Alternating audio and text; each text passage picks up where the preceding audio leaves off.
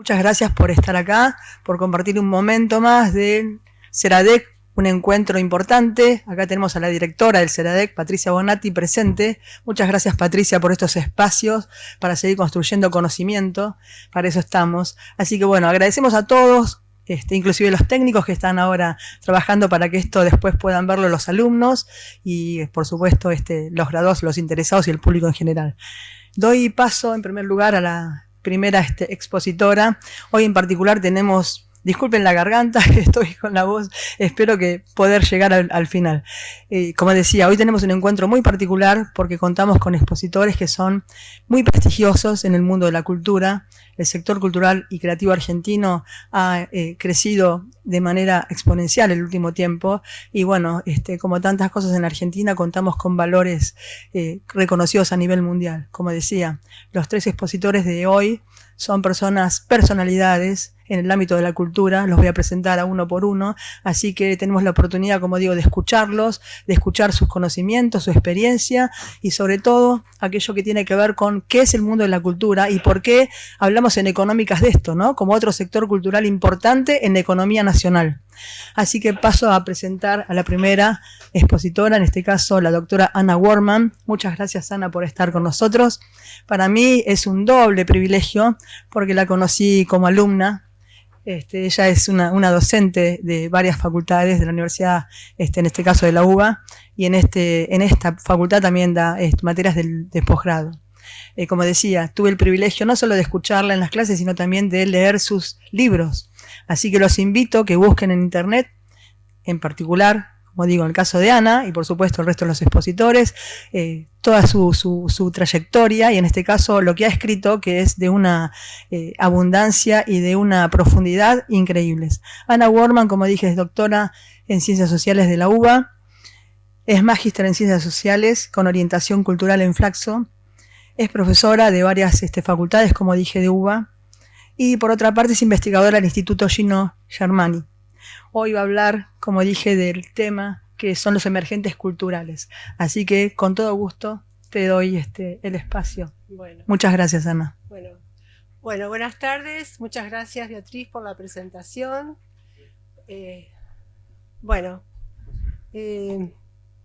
No sé, ¿está abierto? ¿Se escucha? ¿Qué hay que hacer? ¿Se escucha bien? A ver allá, si nos pueden decir desde lo técnico. No tiene luz. Entonces, a ver, pasémosle ese y listo. Ah, sí.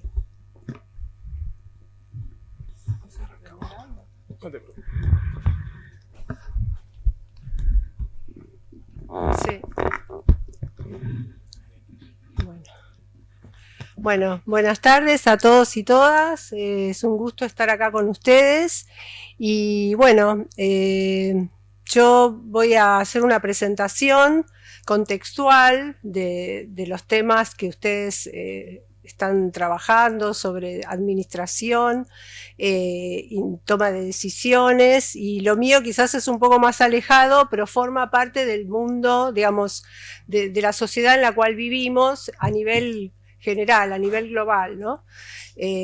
Obviamente voy a dar ejemplos de la sociedad argentina, pero la sociedad argentina pensada en el mundo. Y ahí se me ocurrió, como título de esta presentación, dar cuenta de los emergentes culturales de la sociedad contemporánea, ¿no? Y uno diría, ¿qué quiere decir eso de los emergentes culturales, ¿no? Bueno, como los rasgos, las formas, las ideas, aquello que nos llama la atención, que se va transformando y que forma parte de nuestra vida cotidiana desde que nosotros subimos al colectivo, tomamos el subte, estamos todo el día con el celular y por ahí pasan un montón de cosas que tienen que ver con los temas de los cuales yo voy a hablar ahora, y bueno, voy a intentar dar cuenta de esto que le llamé emergentes culturales.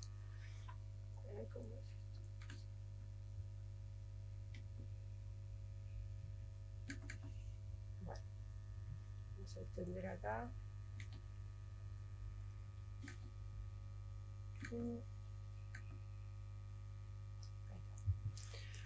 Bueno, voy a hacer un recorrido digo, porque lo contemporáneo no es solamente lo que estamos viviendo ahora en lo inmediato y lo que tiene que ver con nuestra edad, por decir así. Lo contemporáneo se fue construyendo y yo voy a partir de mediados del siglo XX, por ahí es un largo camino, voy a tratar de ser breve, pero me parece que para entender el mundo de hoy es importante como empezar desde algún lugar y un lugar que para mí es significativo y que tiene que ver con los temas que ustedes están abordando desde otra perspectiva, que es la emergencia de la industria cultural, ¿no? Y bueno, hay un momento en el cual aparece la industria cultural y el concepto de industria cultural, que es después de la Segunda Guerra Mundial, ¿no? Ahí hay, no sé si se ve bien esto. Se ve bien, ¿no? Sí, porque quedan los dos. Bueno, brevemente, bueno, ahí digamos, la construcción y la formulación de este concepto tiene que ver con transformaciones que se dan en el mundo del arte y en particular la emergencia del cine, ¿no? El cine es como la primera industria cultural, después, bueno, hablamos de la industria del libro y de otras industrias, digo, pero la aparición del cine es lo que da lugar a la reflexión y a la construcción de este concepto. ¿Qué quiere decir esto de industria cultural, ¿no? Y ahí, digamos, es un cambio muy significativo porque hasta ese momento la cultura se pensaba como una esfera autónoma, como algo como incontaminado, en donde se imaginaban otros mundos, había imaginaciones, representaciones, ideas, pero la idea de industria y la articulación de esas dos palabras da cuenta de que la cultura también tiene que ver con la economía y con una forma de producción, ¿no? La forma de producción industrial, la producción en serie. Y eso es lo que aparece en ese momento, ¿no? Y que va a cambiar tanto la economía, ¿no?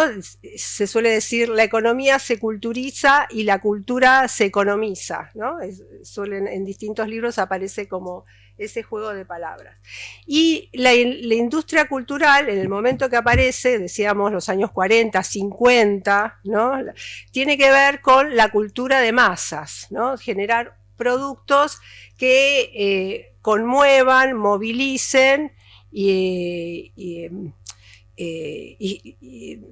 convenzan y capten, sería a múltiples masas que tienen que ver también con las vidas urbanas, con la gente que se va a vivir a las ciudades, etc. Más adelante, voy a ser sintética porque si no se va a hacer muy largo. Este concepto de industria cultural empieza a modificarse, ¿no?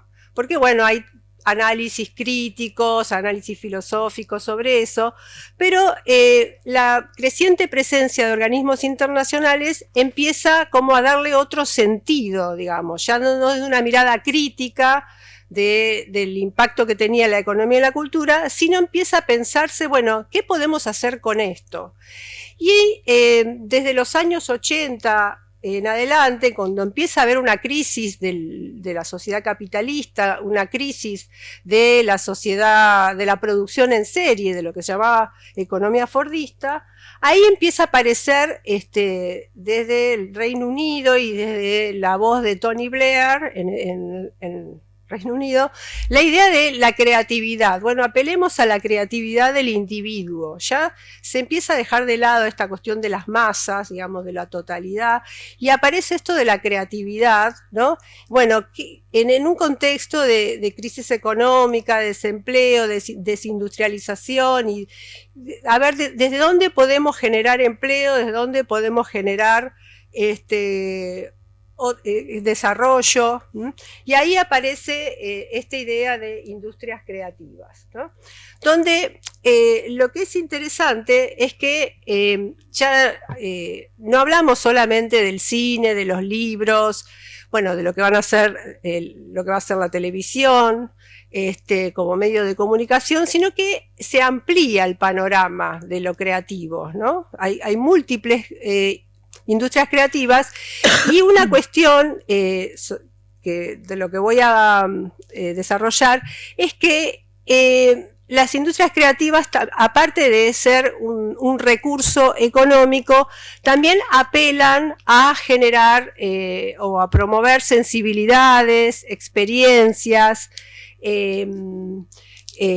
emociones. Esa es un poco la idea de las industrias creativas. Por eso empieza como a diversificarse y ampliarse digamos, el universo de lo que llamamos industrias creativas, ¿no?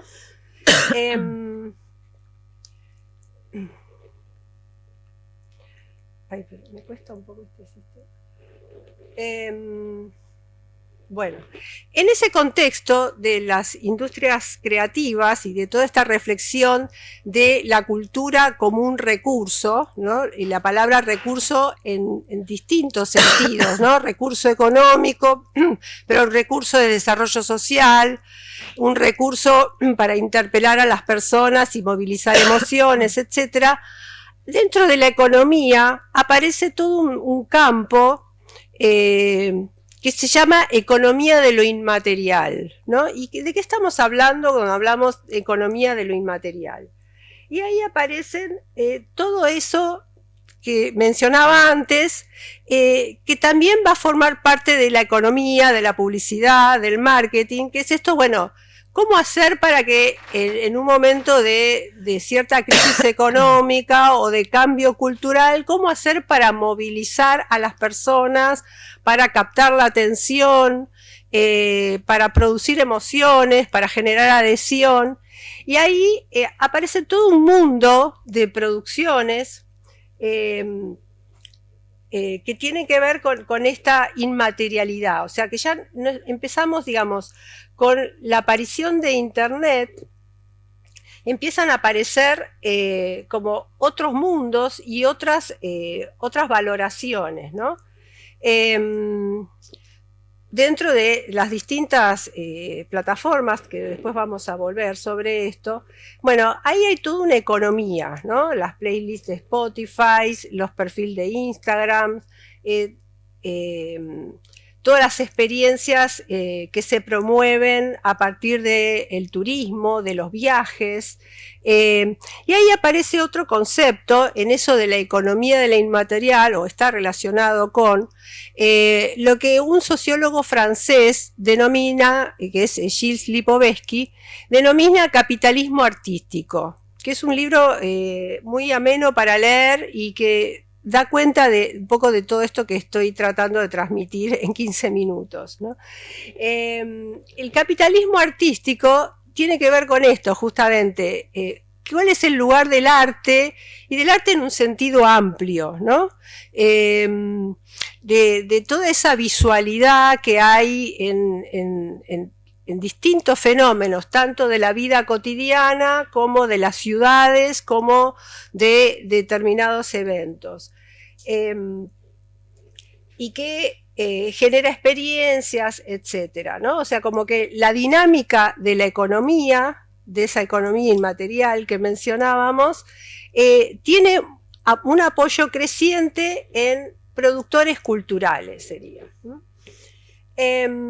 Y así es como nosotros vemos producciones artísticas, cosas que nos llaman la atención del punto de vista visual, vidrieras en los shoppings, centros comerciales, o en las ferias de gastronomía, etcétera, o en las ciudades, ¿no? Esta como proliferación del street art, de los grafitis, bueno, toda una serie de imágenes que están tanto en las pantallas como en nuestra caminar por la ciudad.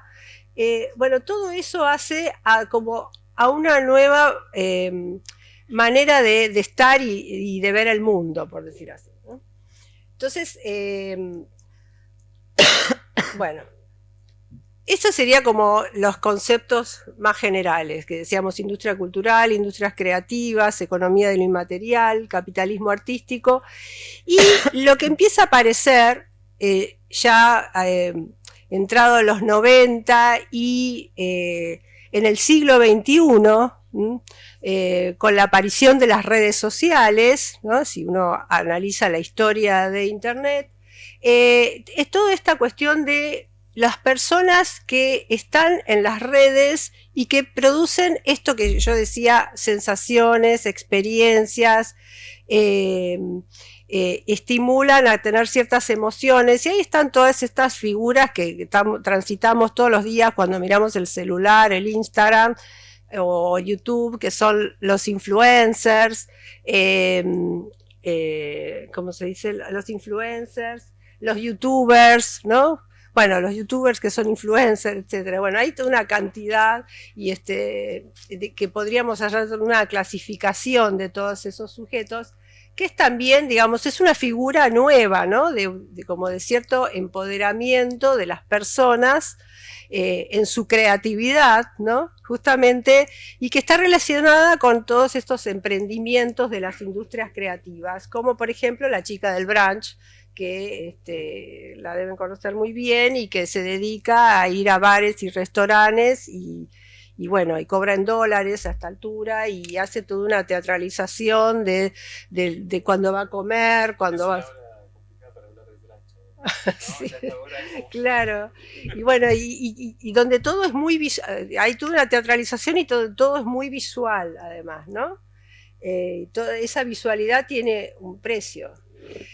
En estas nuevas maneras de percibir, de sentir, de producir emociones, bueno, ahí también, si nos metemos más en lo que sería el arte en sentido estricto, digamos, no la comida, que se convierte en arte también, se estetiza, sino en la música, bueno, toda la moda de los festivales, que ya tiene un tiempo, pero que se ha intensificado desde los años 90 en adelante, porque esto mueve industrias culturales, mueve industrias creativas, y hay también toda una puesta en escena donde ahí no es solo ir a escuchar música. Si uno piensa, no sé, en el recital de los Beatles de la década del 60, que había 4 personas paradas allí tocando la guitarra, que era una excelente música y todo, pero no aparecía toda esta puesta en escena visual como Lali Espósito, por ejemplo, o no sé, los que estuvieron en toda la puesta en escena de Catriel y Paco Moroso en la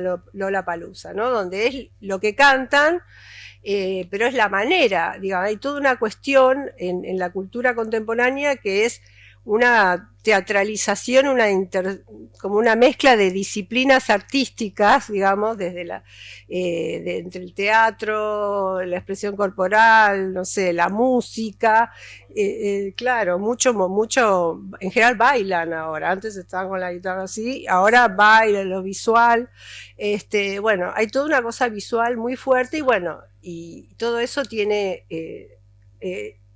un valor económico, ¿no? Que es esto que decíamos al principio de la cultura que se economiza y la economía que se culturiza.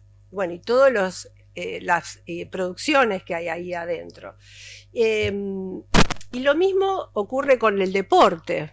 Quizás esto llama más la atención, tanto en las Olimpiadas como las Olimpiadas deportivas, como en los mundiales de fútbol. Si uno mira los mundiales de fútbol desde cuando aparecieron en la década del 50 del siglo XX a lo que son los mundiales de fútbol de los últimos años, bueno, hay una presencia fuerte de lo cultural. Esto del capitalismo artístico que decíamos, ¿no? Bueno, las inauguraciones, cuál es el cantante que va a marcar, como, qué sé yo, estaba Shakira, creo, en el último, en el Mundial de Fútbol, o el que hizo la canción de Despacito, ahora no me sale el nombre, sí, bueno, no, me parece que era otro, Maluma era el que estuvo en un mundial, bueno, no importa. Bueno, ya había un grupo de K-pop, etcétera. Pero bueno, hay toda una presencia fuerte de de la producción cultural contemporánea en el deporte. Y bueno, y en las Olimpiadas aparecía esta cantante francesa, Aya Nakamura, ¿no? Bueno. Hablábamos de curaduría digital, ¿no? Los influencers, los youtubers, los eventos, la presencialidad también como explotada por esta visualidad. Y en estas nuevas visualidades, porque yo creo que lo más significativo de la presentación de las industrias creativas hoy es lo visual, ¿no? Los artistas visuales interviniendo ahí, los que crean videos en Instagram, los que pintan también, ¿no? Los grafitis, etcétera.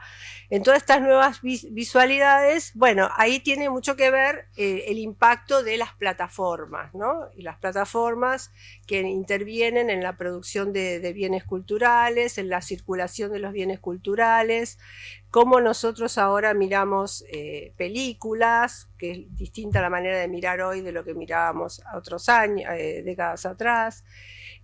Bueno, cómo eso impacta en las formas de atención, que eso es algo que tenemos que tener muy en cuenta, ¿no?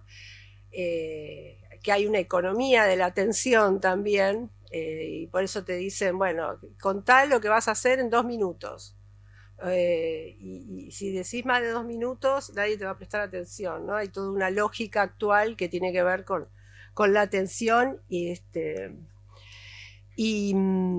bueno, y como toda esta digitalización cultural, como todas estas plataformas y las aplicaciones, que sería otro rasgo muy significativo de esta época, también generan nuevas formas de interacción social, ¿no? Interactuamos ya no nos podemos imaginar cómo sería nuestra vida sin el celular y sin nos morimos cuando salimos de nuestra casa y salimos sin el celular. Parece que saliéramos casi como desnudos, no sé, volvemos corriendo a buscar el celular porque estamos desconectados del mundo y de todo lo que tenemos que hacer en el día. Entonces, bueno, hay una presencia nuestra en la sociedad que digamos está atravesada por estas redes sociales, ¿no? Bueno, y todo así como decimos que hay una economía de la atención, bueno, los textos, los videos, todo se ha reducido y tiene como otros formatos, ¿no? Hay un libro muy interesante para leer sobre esto que se llama Cultura Snack, que es de Carlos Scolari, que bueno, desarrolla un libro entero sobre esta cuestión, ¿no? Lo que se comunica a través de un meme, la cuestión de la viralidad, ¿no? Cómo se viraliza una idea, cómo se comunica una idea política, bueno, cuánto impactan las redes hoy en día en las formas de hacer política. Bueno, hay toda una serie de elementos allí que impactan también en las formas de escribir y comunicar y transmitir ideas, ¿no? Bueno, voy a ir más rápido. 2 cuestiones más de estos emergentes de la cultura contemporánea. Bueno, cómo cambia nuestra vida en la ciudad y cómo cambia la ciudad a partir de las aplicaciones, ¿no? O cómo cambian nuestras formas de trabajo, cómo se transformó la manera de estar adentro y afuera a partir de la pandemia. En fin, hay toda una serie de cuestiones allí que son muy relevantes para pensar la ciudad y para pensar esta cuestión de cómo nosotros circulamos por la ciudad y cuánto eso tiene que ver con el celular, ¿no? Y con las aplicaciones en el celular. El colectivo que tomamos, a dónde queremos ir a tomar algo, estamos en la calle y nos buscamos en el celular. Bueno, cómo incide la geolocalización en la dinámica urbana, ¿no? Y por último, bueno, en estos emergentes culturales tenemos que hablar, bueno, qué le pasa a las personas, a los sujetos, a las subjetividades. Bueno, Y ahí hay también miles de cuestiones para abordar, pero bueno, hoy sabemos muy bien que digamos, eh, eh, prioriza o se estimula el rendimiento individual, el talento individual, tener buenas ideas, eh, ser productivo, digamos, hay toda una puesta en escena que tiene que ver con esto de producir, generar ideas, esforzarse, etcétera, que a veces produce cierto cansancio, cierto agotamiento, etcétera. Y bueno, y ahí aparece todo el impacto en, bueno, cuando hablamos del rendimiento, también aparece el rendimiento corporal, en los entrenamientos físicos, bueno, cómo eso ha ido cambiando también, la diversidad de formas de entrenamiento que existen hoy en día, etc.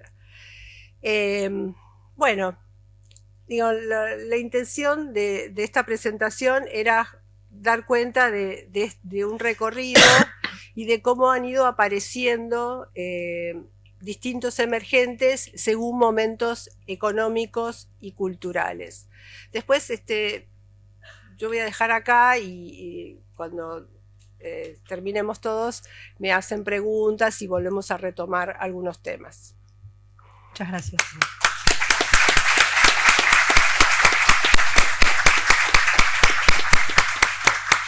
Antes de seguir con el segundo expositor, que es Bruno Macari, dos cosas. En primer lugar, agradecer la presencia de Manuel Oliverio, director del Observatorio Cultural de la Facultad de Económicas de la UBA, nuestra querida facultad, y a Cecilia Báez, la subdirectora del mismo lugar. Así que les agradecemos la presencia y el apoyo del encuentro. Y por otra parte, no te vas a escapar, Ana, te quiero hacer una pregunta antes porque no puedo dejar de hacerla ahora. Y es con respecto a que vos dijiste en algún momento de tu exposición que hubo un cambio en la percepción del ser humano a partir sobre todo de Internet. Y ese cambio en particular, ¿cómo es que impacta y cómo influye en la toma de decisiones de los individuos? ¿Cómo crees vos que eso ocurre?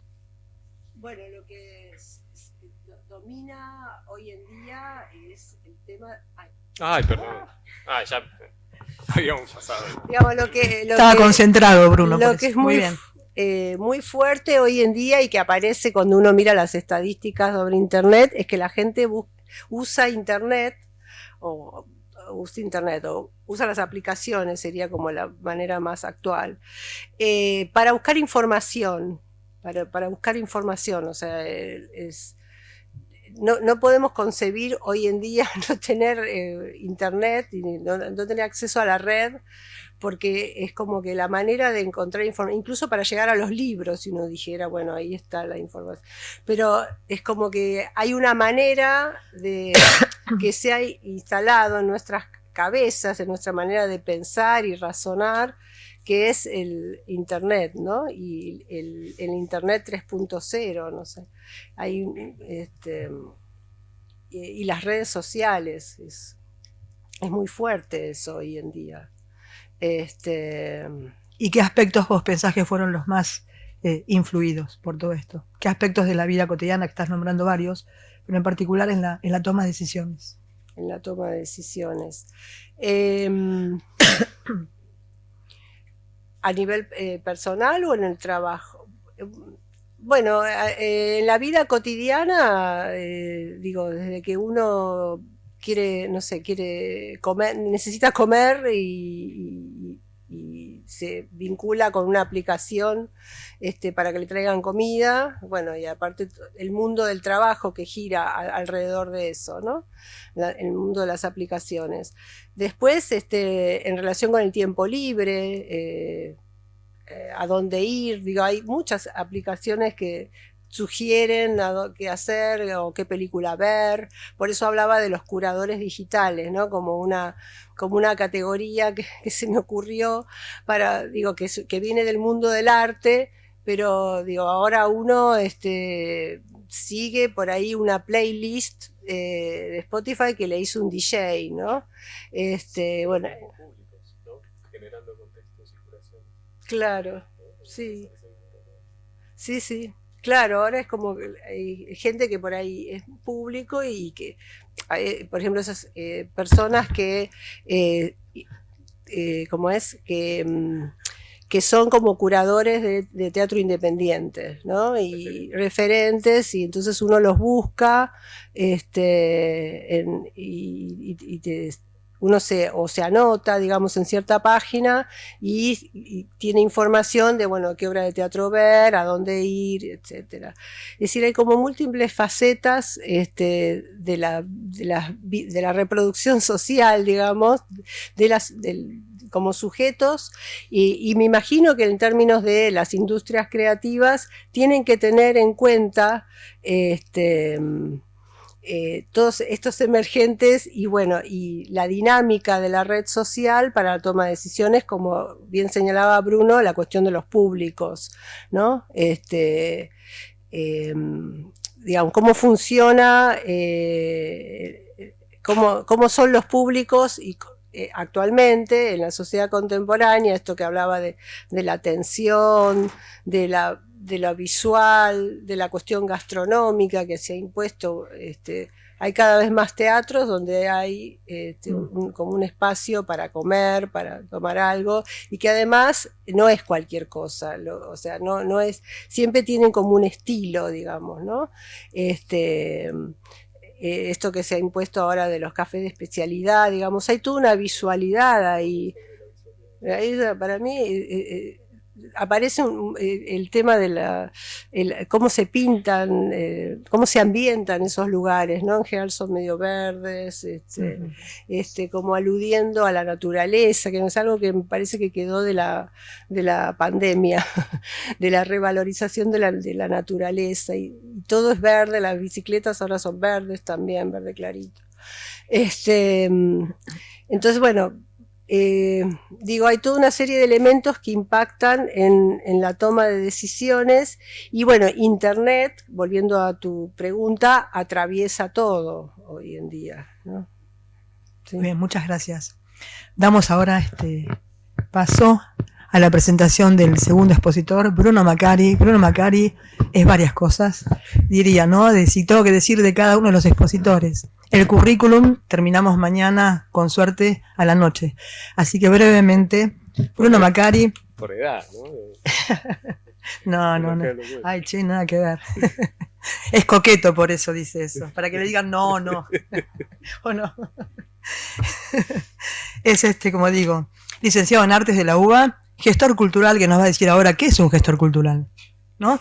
Consultor, investigador, docente de nuestra facultad y de otras facultades. Trabajó, por supuesto, en los ministerios de Cultura de la Nación y de la Ciudad de Buenos Aires, en puestos que, bueno, que como dije al principio, ¿no? Estamos hablando de personalidades que están en la cultura y son importantes en la cultura. Así que le damos paso a Bruno para que nos diga en primer lugar qué es un gestor cultural. Bruno. Bueno, buenas tardes, casi noches, ¿cómo andan? Bueno, voy a retomar también un poco donde dejó Ana. Creo que voy a aprovechar ese envión. Había pensado algunas cosas, pero creo que las voy a cambiar. Antes que nada, agradecerte, Beatriz, por la invitación, al CERADEC, al IATCOM, por supuesto, al Observatorio Cultural. Nada, la verdad, muy emocionante volver a esta casa, volver a este espacio donde hicimos tantas cosas del observatorio, con Ceci. Porque fuiste parte del observatorio, claro. Sí, y de la carrera de la maestría en administración del sector cultural y creativo. No, y un poco aportando en ese camino de acercamiento, digo, cuando Bea también me pregunta por la gestión cultural, ese camino de acercamiento entre la pata de gestión, la pata de administración, de vinculación con el valor académico, con las herramientas gerenciales, y el campo de la producción cultural, del aporte creativo.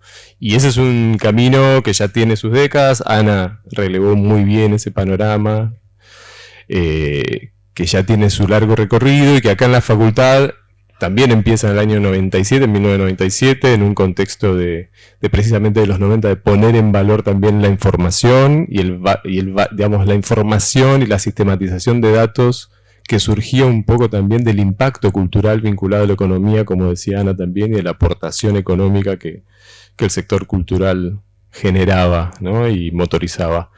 Y ahí desde el año 97 que empieza el Observatorio Cultural, está Emanuel y Ceci acá, después la creación de la carrera de especialización en Administración de Artes del Espectáculo, liderada por Carlos Elía, que ya no está con nosotros porque fue un pionero también de la vinculación de estos campos de la gestión y de la cultura, de Héctor Yargodowski, y después la creación junto a Ceci, a Graciana Amaro, a Héctor y conmigo de la maestría en Administración de Organizaciones del Sector Cultural y Creativo. Es un poco como el caminito acá dentro de la facultad de vincular esos dos mundos, ¿no? De acercar todo el campo del gerenciamiento, de la administración, de la economía, y en ese maridaje que Ana también relevaba y traía con el sector cultural y creativo y artístico.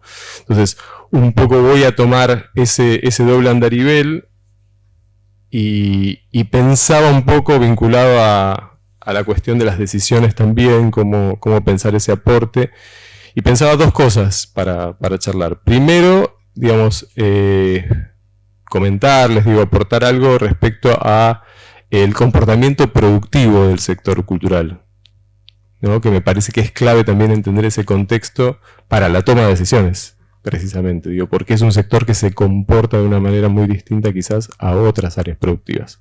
Entonces me parece importante focalizar un poco en eso para, entender el contexto de cómo tomamos decisiones también en el sector cultural y creativo, que después Emilio seguramente lo va a retomar desde la práctica gerencial, desde la cocina de una organización emblemática como es la del Malva. Y en segundo lugar, quizás identificar algunos cuadrantes o algunas dimensiones que para mí en la actualidad, en la gestión cultural actual, son clave para esa toma de decisiones, ¿no? Como esos dos ejes. Entonces, primero, y retomando un poco esta sinergia entre cultura y economía, retomar esto, ¿no? A diferencia de otros sectores productivos más tradicionales, más lineales, donde la productividad es claramente material, seriada, en nuestro sector, eso es mucho más complejo, en el sector cultural y creativo es mucho más complejo, mucho más múltiple, mucho más diverso, y donde tienen que jugar ambos roles, ¿no? Esa valoración económica, esa cuantificación, esa productividad material, pero también toda la aportación simbólica que Ana también relevaba y traía, ¿no? Hay una motorización desde nuestro sector que tiene que ver con los intangibles como un diferencial, ¿no? Estamos en el campo de los servicios y en particular de los intangibles, y trabajamos sobre todo ese campo de valores, de experiencias, de saberes, de prácticas, de ritualidades, de afectos, con lo cual es un sector mucho más complejo a la hora de tomar decisiones, ¿no? Decidir o tomar decisiones en cultura implica leer y gestionar en esos ambos lados, ¿no? Por supuesto por el lado de la gestión y del valor económico, de tomar decisiones y asumir herramientas operativas, instrumentales, todo ese lado herramental, pero también la idea de gestión cultural, y retomo también la pregunta, tiene que ver con otro lado que nos vincula con la idea del gestar, gestionar en cultura es gestionar y gestar, que no es lo mismo, que parece lo mismo. Y gestar tiene precisamente que ver con la connotación de abrir, de dar a luz, de abrir mundos, de abrir sentidos posibles, pero también de luchar, de pujas, de conflictos. Tiene que ver con el campo de lo femenino, de lo múltiple, de lo diverso. Tiene que ver con abrir mundos, tiene que ver con lo político, tiene que ver con la lucha, tiene que ver con la gesta, ¿no?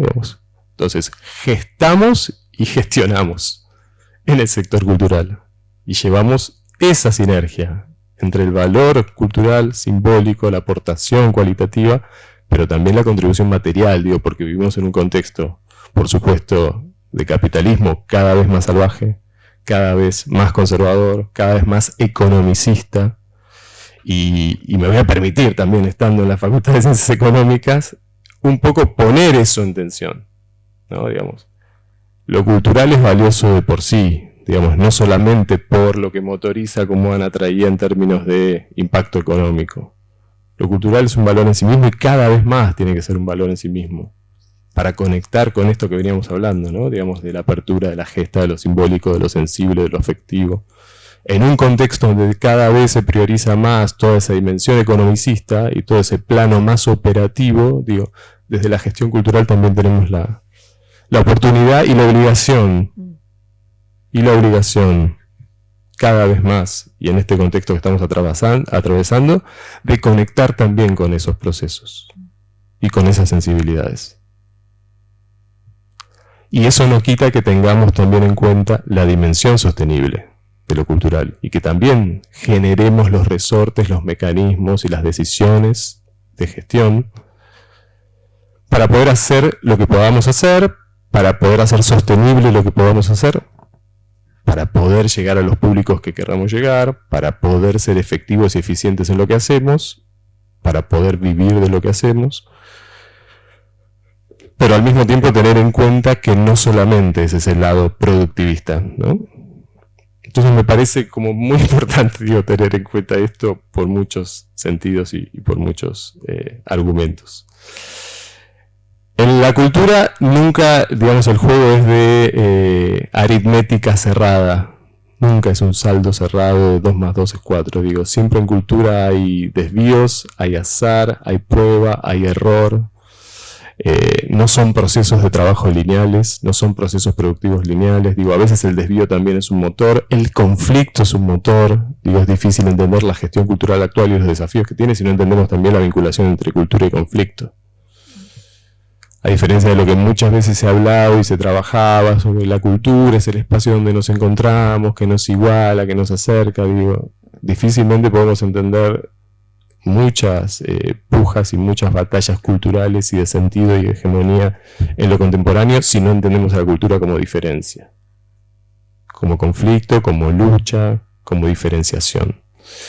Entonces, digo, eso también es un elemento de decisión, ¿no? Y en cultura los procesos no son del todo controlables, ¿no? Decíamos, trabajamos desde la subjetividad y le hablamos también a la subjetividad de ustedes, de los otros y de las otras. Entonces, probamos, acercamos la mira, intentamos dar en el blanco, ¿no? Cuando probamos cosas de la gestión, leemos los resultados, ahí lo vinculamos también con el plano de la gestión, de la evaluación, del seguimiento, del monitoreo, de cuestiones que son cercanas también a ustedes. Probamos, ajustamos, redefinimos, reorientamos, territorializamos. La gestión cultural actual tiene que vincularse necesariamente con lo territorial también, no estar aislada, y no bajar al territorio, no es que baja al territorio bajamos la cultura al territorio, trabajamos con esos emergentes, en términos de Ana, ¿no? Digamos, trabajamos, la gestión cultural es más que gestión, es correrse de la lógica de la imposición de la gestión para trabajar en las mediaciones, en los tránsitos, en las confluencias, en esas zonas de intercambio mutuo, también con los públicos. Porque co-creamos de alguna manera, generamos esos contextos de encuentro, de participación de los que hablábamos hoy. Entonces, esta lógica de conflicto, de falta de linealidad, nos lleva a pensar la idea de una sostenibilidad en la cultura que no es solamente una sostenibilidad económica, pero tampoco no es solamente una sostenibilidad creativa o artística o cultural. Son muchas capas o muchas dimensiones de lo sostenible. Hoy desde lo cultural podemos hablar también de muchos anillos de sostenibilidad que tienen que ver, por ejemplo, con la vinculación con el ambiente, con la vinculación con las agendas sociales, con la vinculación con una sostenibilidad comunitaria, con una sostenibilidad comunicacional, por supuesto, o una sostenibilidad del territorio virtual, que Ana también traía. No podemos no leer también que tenemos que ser sostenibles en todas esas esferas. No solamente en la artística, porque necesitamos ser sostenibles para que incluso ese mensaje creativo, simbólico, llegue a esos públicos, pero tampoco podemos pensar solamente en la sostenibilidad material como único anillo de impacto. Entonces, en todas esas tensiones, trabajamos las gestoras culturales, los gestores culturales, en una búsqueda que que también lo cito a Héctor en esto, a Héctor Jablonowski, colega de la casa, las gestoras, los gestores aportamos valor en esos procesos de toma de decisión. Trabajamos en esa aportación de valor en las mediaciones, en los encuentros, en la gestión como espacio de trabajo conjunto, compartido. Aportamos valor a esos procesos. No traducimos, no imponemos, no colonializamos con nuestras decisiones, sino que trabajamos a partir de mediar con esos emergentes. Y eso nos lleva a múltiples perfiles de gestoras y gestores, y esto también lo hemos trabajado mucho acá en publicaciones, en investigaciones, los modelos de gerenciamiento, los modelos de dirección de las organizaciones culturales, lo hemos charlado también con Emilio muchas veces, pero hablamos de gestoras con sensibilidad artística, gestoras, gestores, que tengan la experiencia y las herramientas de gerenciamiento de administración, pero que tengan una sensibilidad y una cooperación hacia el ámbito artístico, unas ganas de acercarse a esto, de conocer esos procesos, ese diferencial del cual estamos hablando. Y al mismo tiempo, del otro lado, también podemos hablar de artistas o de creadores que también tengan incorporada la sensibilidad o al menos el alineamiento con la búsqueda de los resultados de gestión. Porque también tenemos que ser sostenibles desde el proyecto artístico y creativo. Entonces, eso nos lleva a modelos de gestión que pueden ser una persona que convivan esos perfiles, esas competencias, esas habilidades, y que conjugue esos dos lados, o pueden ser, modelos de dirección más mixtos, con direcciones más ejecutivas gerenciales y direcciones más artísticas de contenidos, o equipos más múltiples, más diversos, más plurales, como con equipos casi fractales donde se replican también las competencias, los roles y las responsabilidades. Bueno, tiene que ver también con la decisión y sobre todo con algo que también trabajan ustedes mucho mejor y mucho más cotidianamente, que tiene que ver con la estrategia, ya no la idea de la planificación estratégica tradicional, sino una estrategia de planificación, que nos lleva al cómo hacemos las cosas, qué decisiones tomamos, cómo nos movemos, el camino, el rumbo de acción que elegimos para abordar un objetivo. Y esa idea de la estrategia también, y de combinar ese camino, ya creo que nos sitúa en la idea de las gestoras, de los gestores, como decisores entre límites y posibilidades. Todo el tiempo de la gestión estamos haciendo pie, intentando movernos en ese delicado equilibrio. Claro, y también hemos hablado de eso también. Somos gestoras y gestores camaleónicos, ¿por qué? No solo por lo cambiante, sino por entender los contextos, por manejar información, por ser dinámicos, por ser múltiples, por leer lo que rodea a nuestras organizaciones como valor, como un yacimiento también de recursos, de posibilidades, de emergencias. Entonces, somos gestores mediadores, gestoras y gestores camaleónicos, múltiples, diversos, con capacidad de apertura, dinámicos. Esa creo que son también como competencias para la toma de decisiones. Bueno, eso, respecto a ese comportamiento y lo que van a encontrar también como características, como caracterización del sector cultural también cuando se vinculen desde el lado de la gestión y se acerquen también a aportar valor a esos procesos con el mundo creativo, como para tener en claro también. Espero que también les dé ganas esto de acercarse también al campo de la cultura y de la gestión desde sus saberes. Necesitamos más profesionales también de la gestión que vengan desde económicas también con esta sensibilidad, con esta cercanía y con ese nivel de especialización, Necesitamos más especialistas también en el sector cultural. Especialistas, quizás nuestra época fue más generalista, ¿no? En algún punto somos médicos clínicos, de la gestión. Pero si asumimos el momento en el que está el sector cultural hoy y la necesidad de repensarse, creo que el reforzamiento de la especialidad, de la especialización, es muy importante para hacer un nuevo salto, después de estas primeras décadas instalar el concepto de gestión cultural. Entonces, necesitamos especialistas en administración cultural, por supuesto, pero también especialistas en comunicación cultural, en derecho cultural, en tecnología aplicada a la cultura, en recursos humanos en el mundo, ¿no?, cultural, liderazgos culturales, ¿no?, decisores culturales. Muy bien, hasta ahí como ese primer eje. ¿Sigo? Sí. ¿Sí?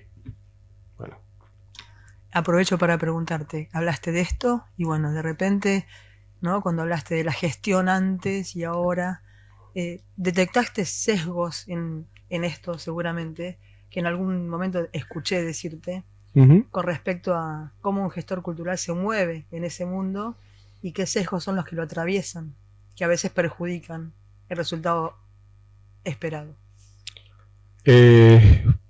Creo que lo que quiero como comentar ahora tiene que ver un poco con eso, pero si no después lo retomamos. Lo que llamás sesgo, quizás, para mí lo que quería hablar como en este segundo momento, tiene que ver con estas dimensiones clave que son, digamos, los factores o los desafíos, digo, a lo largo de algunos cuadrantes que me parecen claves para esa toma de decisiones.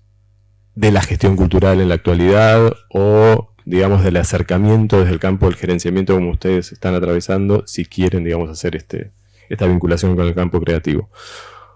Uno tiene que ver con la dimensión técnica y profesional, y está vinculado a esto que estábamos hablando también, la necesidad, ¿no?, de mayor profesionalización.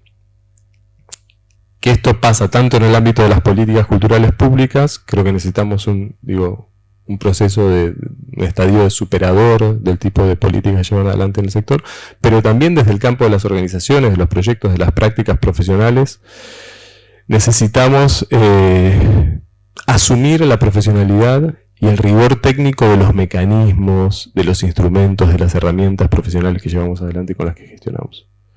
Me parece que la pandemia en eso puso de manifiesto muchas informalidades del sector, que si pretendemos que sea un sector productivo a la par de otras áreas de la vida social, creo que tenemos que asumir como desafíos de profesionalización, y esto que estábamos hablando, de mayor especialización sobre todo, de actualización, de aprendizaje continuo, de entender otras competencias profesionales, otras habilidades, digo, más abiertas, más interdisciplinares. El mejor manejo de la información, digo, cómo ser analíticos y críticos con el uso de la información y cómo transformar esa información en conocimiento y en cómo aplicarlo al saber, que en nuestro caso es al saber hacer, al saber para la gestión. Entonces me parece que esa dimensión profesional es una dimensión clave que va a permitir o no el despliegue de todo ese comportamiento tan particular de la productividad, digamos, creativa y cultural. Otra dimensión tiene que ver para mí con la dimensión interna, ¿no? Es decir, pensar al plano interno de los proyectos de las organizaciones como esa posibilidad también de llevar adelante las decisiones. Digo, si no atendemos a lo interno como un proyecto más, ¿no?, porque siempre pensamos más en el afuera, lo que gestionamos, más linealmente, más hacia afuera, digo, y asumir la dimensión interna, ¿no?, digamos, de los equipos, de las organizaciones, de las prácticas, es lo que genera también la posibilidad de sostener, digamos, de dar esas decisiones y de sostener esas decisiones. Sobre todo, digo, apoyarnos en ese tejido interno de profesionales especializados, digo, de estar a la altura, por eso está vinculado también con lo anterior. Pero también, digo, no solamente conocer los equipos y analizar los perfiles, los equipos, los saberes, las experiencias, los trayectos, sino también incorporar nuevos roles y funciones. Y esto también está vinculado con lo que Ana traía, ¿no? Digamos, trabajar con mediadores, con facilitadores, con sociólogos, digo, con otro tipo de perfiles que quizás no hemos incorporado tanto y que en función de los emergentes y del rol que estamos llamados a jugar también desde el sector cultural en la actualidad, necesitamos también incorporar esos perfiles. Y los liderazgos en la toma de decisiones.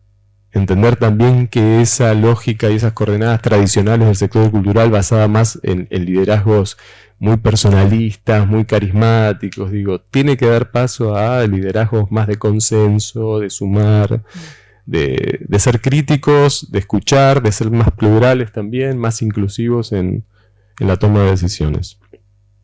Pero, digo, me parece clave también eso, digamos, fortalecer todos esos aspectos internos para impulsar la toma de decisiones y para poder sostenerlas en el día a día de nuestras organizaciones. La tercera dimensión que me parece clave también para tener en cuenta desde las decisiones de gestión cultural es la dimensión política. La dimensión política. Digo, porque no somos gestoras, decisores solamente de contenidos artísticos, de curación. Digo. Somos gestores políticos también. Hacemos política desde la gestión cultural, digo. Priorizamos alianzas, definimos una espacialidad, definimos una política de precios, definimos una forma de ser anfitriones en nuestros espacios, definimos una línea curatorial, definimos una pauta publicitaria comunicacional, digo. Y todo eso nos vincula con el plano político, con la prioridad de algunos valores, de otros, de asumir una posición, de asumir acuerdos, digo, un rol sectorial, digo, también la dimensión política se juega en los consensos, en las alianzas sectoriales, en las marcas con las que trabajamos, en los auspicios que tenemos, en el territorio en el que definimos trabajar. Quiero decir, es una columna también clave y que nos da también la capacidad de mediar, de negociar, de aceptar o de rechazar, de aceptar o no, ¿no? Ciertos acuerdos que podemos jugar como gestoras, como gestores culturales, en un momento particular, en una correlación de fuerzas en particular, y que también tenemos la posibilidad de muchas veces, digo, de un margen de negociación o de incluso, digo, acordar o rechazar también algunas cosas. Entonces, todo eso juega también un rol político para nuestro perfil gerencial. Y finalmente, para cerrar, no quiero dejar de mencionar la dimensión ética.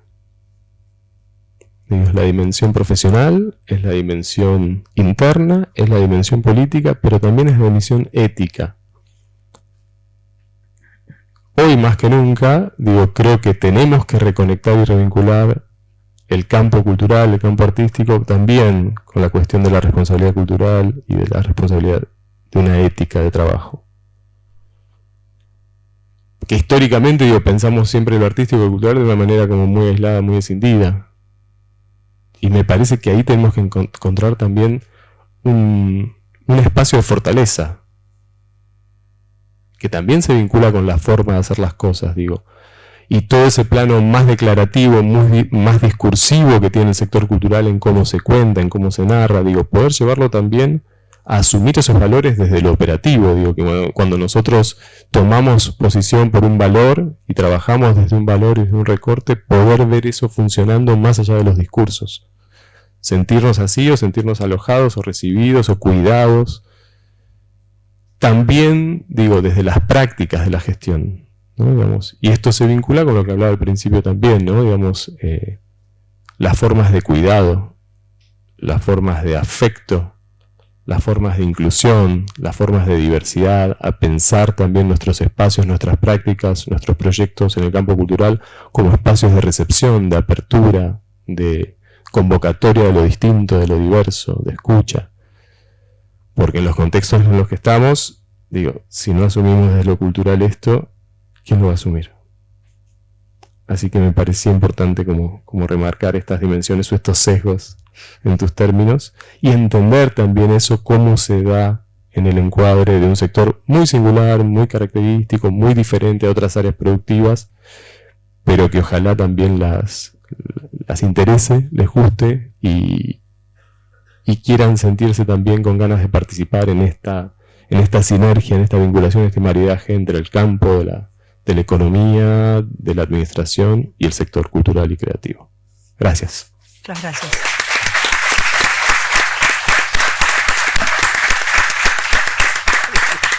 Muchas gracias, Bruno. Bueno, por último, Emilio Salier, egresado de esta facultad, contador público de nuestra facultad. Es el gerente, es local, gerente general del Museo Malva, Además tiene un máster en finanzas corporativas y bueno, es largo el currículum, larguísimo como el resto de los disertantes de hoy, pero básicamente queremos que nos cuentes, Emilio, cómo es esto de administrar un museo tan importante como es el Malva a nivel internacional. Wow. Bueno, con todo lo que hablaron los oradores anteriores me dieron un montón de material como para rearmar mi charla, claro, lo último ser. Antes que nada quiero agradecer que me invitaron. Estuve el siglo pasado acá en 1990, me dieron el título de contador en este mismo atrio, así que es un placer estar en esta casa de nuevo. Y bueno, ver todos estudiantes de económicas que se preguntarán cómo terminaste ahí en el Malva, ¿no? Pero es el valor agregado que podemos dar desde la profesión con todas estas herramientas de management que vamos adquiriendo a lo largo de nuestra carrera en distintas empresas, que el sector cultural venía más formado por gente con formación cultural o de otras áreas y no de índole administrativo. Entonces el tema era un museo joven, que hoy sigue siendo joven, tiene 25 años, cuando yo entré era un bebé de 5 años, en donde creció, administrado por curadores, gente que trabajó en el arte con la particularidad de Argentina, ¿no? Hasta ese momento el arte era Estado o unipersonal, digamos. Muy pocos emprendimientos en cuanto a museos, no había museos con esta práctica de un museo privado. Entonces, bueno, se empezó con una idea de que iban a trabajar 20 personas, somos 120. O sea, fíjense el crecimiento y todo el desarrollo a darle a las áreas administrativas que, bueno, se fueron entendiendo como soporte de servicio. Mi dirección ahora se llama Dirección Ejecutiva de Administración y Operaciones, porque, o sea, somos responsables de que funcione el museo. Este tema que también que se hablaba, generar valor inmaterial, ¿no? Hoy hay una muestra de Malva en Qatar. O sea, el arte latinoamericano está presente en Qatar a través de Malva.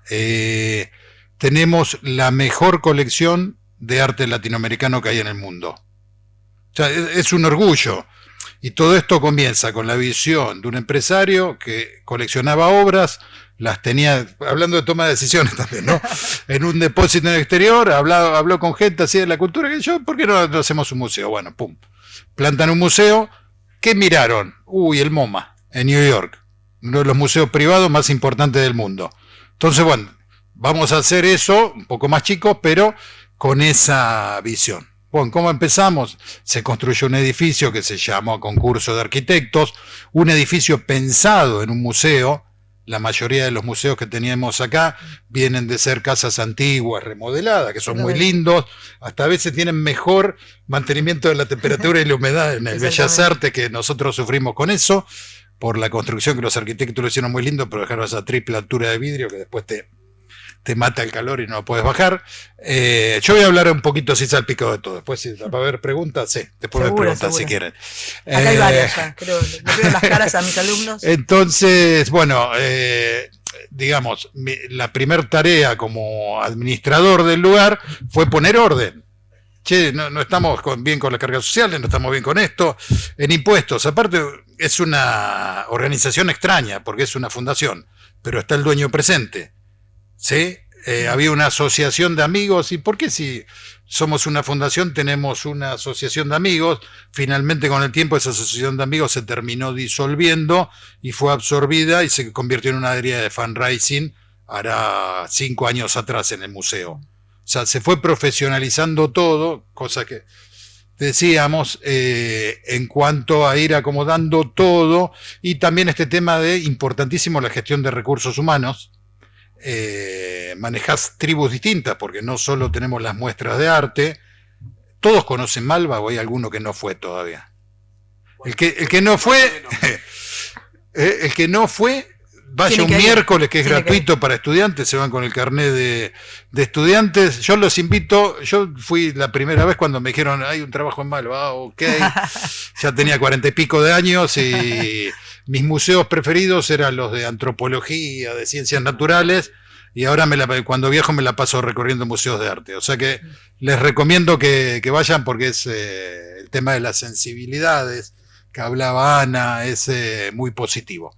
y digamos que yo ahí venía con la armadura de contador, y bueno, se me abrió un mundo nuevo, hasta estudié también curaduría de arte, qué sé yo. Es como que me divirtió mucho. Ah, claro. Sí, ya vamos a llegar. Bueno, también hay una nueva sede en Escobar, si alguno vive por esa zona, en Puertos, y ahí mira, esa fue una decisión que un día dijeron, Eduardo cuando fundó el museo donó 220 obras, hoy tenemos más de 700. Imagínense, no tenemos oficinas porque estaba pensado para 20 y somos 120. Imagínense la reserva del cuidado de obras cuando estaba pensado para un museo con 200 obras y hoy hay 700. No tenemos lugar. Y Teresa Buglieroni, que en ese momento era presidente de la fundación, le dijo, Eduardo, ¿no tendrás el chiste? Un terrenito por ahí, claro, tiene el desarrollo de Nordelta, de Puertos del Lago. Chiste va, viene, bueno, y ya que estamos, hacemos la sala para tener los chailes, que son unas obras de barro gigantes. Sí, hermosas. Y ya que estamos, hacemos una sala de exposición y bueno, y la reserva va a ser para que el público la vea. Todo, o sea que de un chiste intencionado terminó saliendo una sucursal de Malva en la provincia de Buenos Aires. Con un aluvión de público todos los fines de semana. Es muy lindo el lugar, va la gente, o sea, hay una reserva natural. O sea, completamente distinto a esto, enfocado a artistas más jóvenes. Si bien en Malva hay un segundo piso en donde hay 3 muestras grandes al año que son temporales. Siempre se busca un artista argentino, uno latinoamericano y un internacional. Y ustedes me dirán, ¿por qué un internacional? Y acá voy a lo de Bruno. La tensión está acá y entre mantener una calidad expositiva y mantener un presupuesto. ¿Sí? Los que me conocen ya están cansados de escucharme, pero bueno. También de posicionar en la agenda internacional. Por algo llegamos a Qatar, claro. Ir trabajando la oferta, digamos. Sí, que eso se está levantando mucho en estos tiempos, con las compras de arte latinoamericano. Ejemplo numérico, la Frida Kahlo, lo que tenemos de Chango y Loro, cuando la compraron antes de que inauguraba Malva, costó $1.200.000. La Frida Kahlo que se compró hace 5 años atrás, costaba $35 millones. Cuando está viajando Chango y Loro a Qatar, vamos a hacer el seguro, ¿en cuánto lo tenemos? 40 millones, sale una persona de Christie's y dice, vendimos antes de ayer una Frida Kahlo parecida, de menor calidad de la que tienen ustedes, a $120 millones. O sea que ahí tiene un valor económico agregado a la economía cultural. Puede ocurrir, pero yo vi que estudié cuando hice la maestría el tema de cómo influyó también Eduardo Constantini en levantar la imagen de Frida Kahlo, porque cuando compra la primera obra la saca a pasear por Europa. Y ahí como que vino ese furor. Bueno, hoy Frida Kahlo está reemplazando al Che Guevara como figura emblemática de Latinoamérica. ¿Sí? Bueno, yo me perdí, pero estábamos arreglando la administración. Es que hay mucho. Estas tribus que les decía, tenemos las muestras, tenemos la colección permanente, tenemos muestras para artistas más jóvenes, pero también tenemos un programa de cine que excelente. es no se lo excelente, pierdan. que Excelente. el director es Fernando Peña, lo pueden haber visto en algún programa televisivo que pasaban en la televisión pública los sábados a la noche, que el pibe te cuenta una película desde que empieza hasta que termina, se conoce cuadro por cuadro, es fantástico y se hacen ciclos de cine, de películas ya más clásicas, pero también se hacen proyecciones de estrenos de películas que todavía no saltaron al circuito comercial. Y así, por ejemplo, Historias Mínimas de Mariano Ginés, hace como 15 años atrás, estuvo como un año lleno en Malva y después saltó al circuito comercial. El Estudiante fue otra película que también saltó al circuito comercial. O sea que se mueve la cosa. Hay un ciclo, literatura, un área de literatura. Tenemos un área de educación muy importante. Vienen 20.000 a 30.000 niños al año a visitar las muestras y es impresionante cómo los chiquitos desde chicos ya conocen y van conociéndose el arte. Bueno, nuestra tarea es divulgar el arte latinoamericano entonces, y generar nuevos públicos y nuevas audiencias. Y ahí vienen las peleas de los sesgos que preguntabas vos. Yo quiero esas muestras como Kusama, que traen mucha gente, pero los curadores que saben hay que mantener. Ahora trajimos un director artístico internacional también, que es la figura más importante del museo, para seguir ampliando y generar este valor intangible, que no se ve reflejado con los números del museo. El sesgo para mí era eso, nosotros miramos mucho el número, ¿sí? Y viste que estaba. Está este balance, entre la calidad de las exposiciones, la generación de renombre y bueno, ¿cuánto invierto para eso? Hoy Malva tiene un presupuesto anual de $7 millones. Saltamos de 5 millones a 7 gracias al tipo de cambio bajo que hay ahora. Entonces, el fundador aporta en dólares y eso nos juega en contra, pero bueno, lo tiene de peor humor. Pero no, es una verdad. O sea, vos decís, todos los años voy a poner $3 millones para financiar el museo, porque los museos en el mundo no son redituables. Entonces, vos tenés en Estados Unidos que hay un sistema por el cual los museos privados los ayudan muchos millonarios, que dejan donaciones, porque la ley de herencia es distinta también. Entonces, esas donaciones se meten en fondos que se llaman endowment, y con los intereses de esos fondos van financiando los museos. En Europa, los emprendimientos privados, la parte que no consiguen, generalmente los apoya el Estado. Acá tenemos pocos millonarios, los pocos que hay, que cada uno quiere tener su museo, y el Estado, bajo ningún punto de vista, nos ayuda. Tenemos una ayuda muy leve con ley de mecenazgo de la ciudad de Buenos Aires, pero también con todo su prejuicio, cómo le vamos a dar dinero a Malva y qué sé yo, así que siempre nos terminan recortando, tenemos que ir a llorar.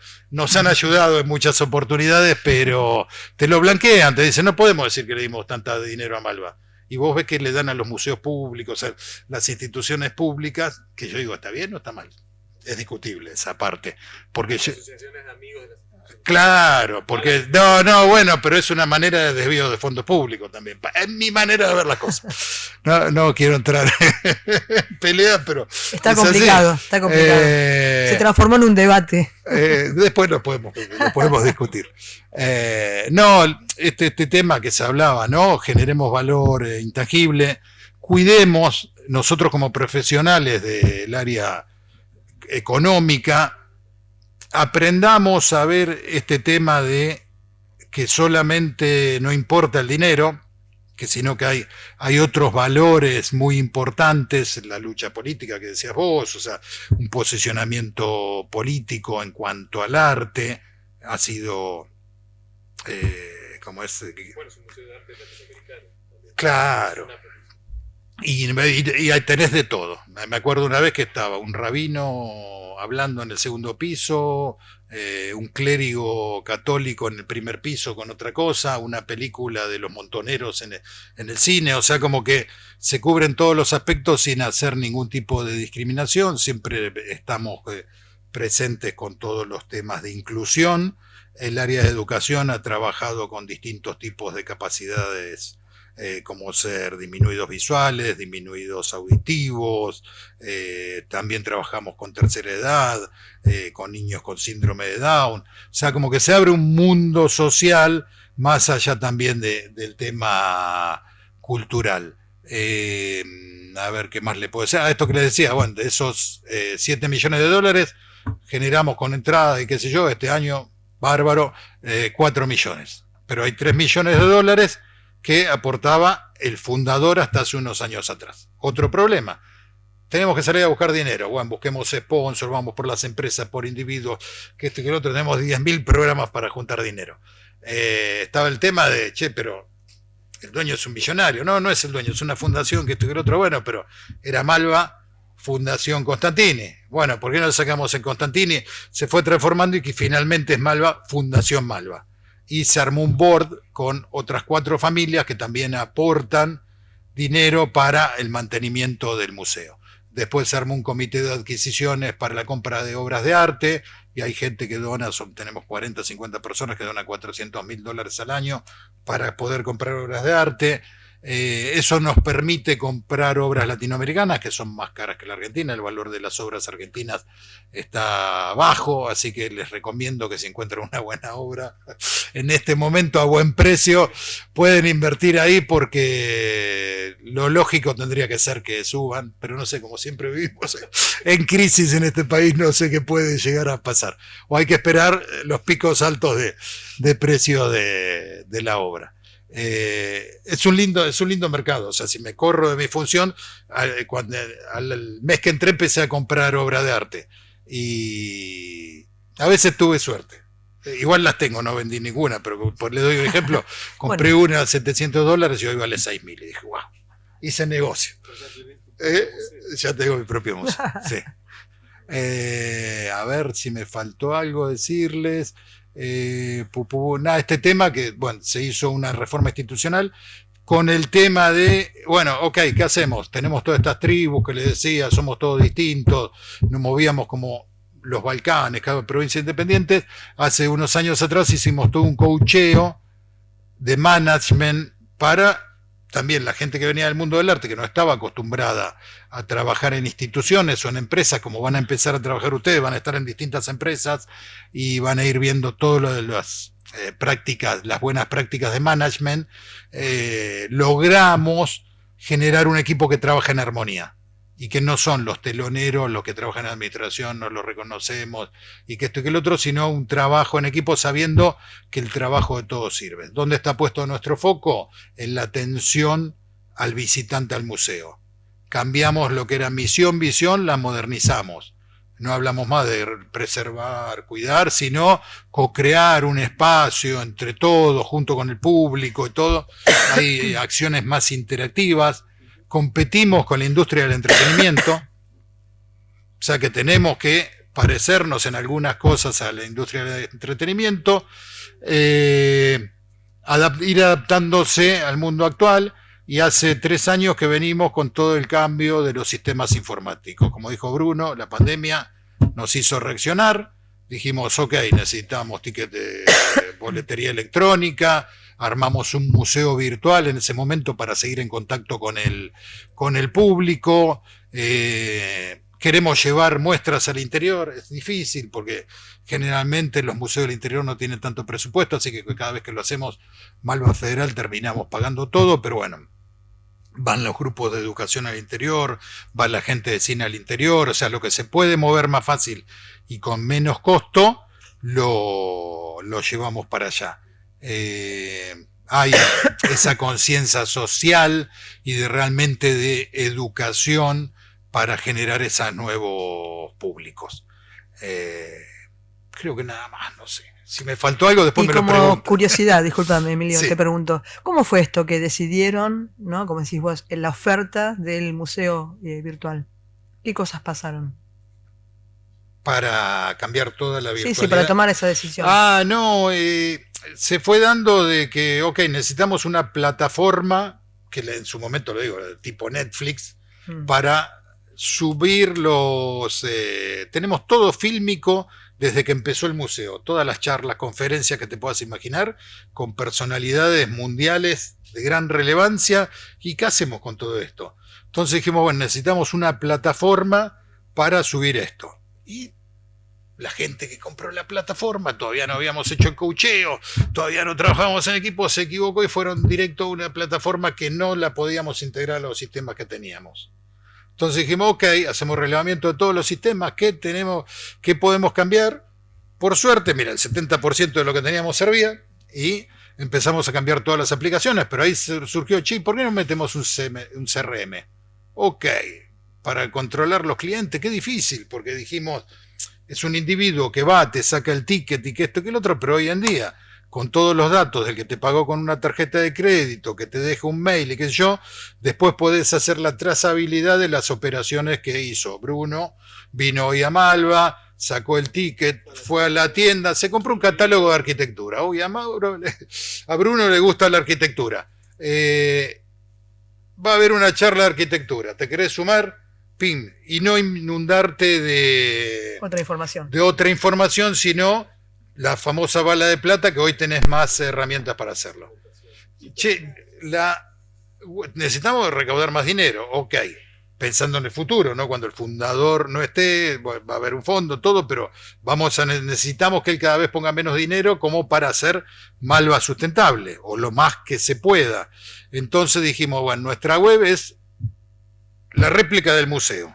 ¿Por qué? Porque está pensada por museógrafos y por curadores. Che, no se le puede dar una rosquita más comercial, entonces estamos haciendo una plataforma integral de ventas, en donde, de nuevo, entras a comprar el ticket y al lado te aparezca la foto del catálogo de esa muestra. O sea, como que estamos trabajando en modernizarnos y que la experiencia del usuario también sea más. Antes teníamos la fila de 38.000 personas en la cola, había muestras que traían 4.000 personas por día, no dabas abasto con los cajeros, colas interminables. Ponés la aplicación para compra de tickets online y por ahí te lo compra un 10% nada más. La gente sigue prefiriendo ir a comprar tickets al museo. O sea que bueno, ¿qué podemos poner? Un kiosco que te venda las entradas, para sacar el ticket de cine también. ¿Cómo facilitarle esa experiencia al visitante y a todos los que interactúan con nosotros, ¿no? Que vienen al museo, ya sea en carácter de proveedor, de todo? Lo llamamos Museum Goer, como para decir, ok, la gente que va al museo. Muy bien, muchísimas gracias.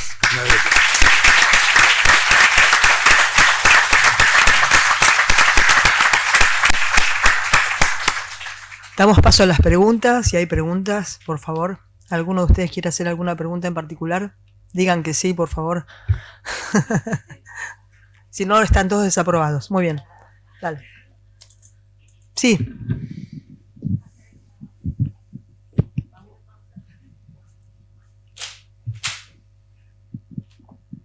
Hola. ¿Se escucha? Bueno, primero que todo, buenas noches. Quería hacerle una consulta a Emilio porque me llegó mucho el hecho de que comentó lo de las muestras al interior. Nosotros somos un pueblo del interior en donde no tenemos mucho conocimiento y quería saber, a la hora de tomar la decisión de generar estas exposiciones al interior que comentabas, como que Malva tiene que realizar toda lo que vendría a ser el costo económico, a la hora de realizarlos, ¿piensan más en el costo-beneficio que les genera a ustedes o en el hecho de me parece muy importante que reconozcan algo que por ahí no tienen la posibilidad? Ya que estábamos hablando justamente de esto, que es un gasto económico bastante alto, si aún así lo siguen considerando o si está como más preservada la idea.